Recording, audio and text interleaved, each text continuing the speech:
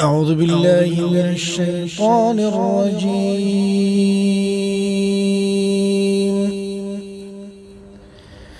بسم الله الرحمن الرحيم.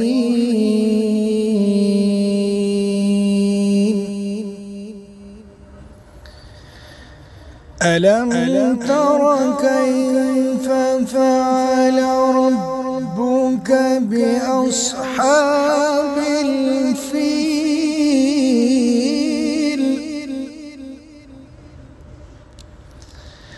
ألم يجعل كيدهم في تضليل؟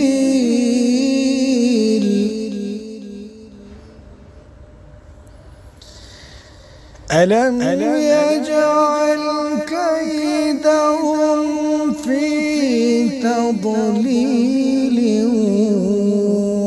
وأرسل عليهم طيرا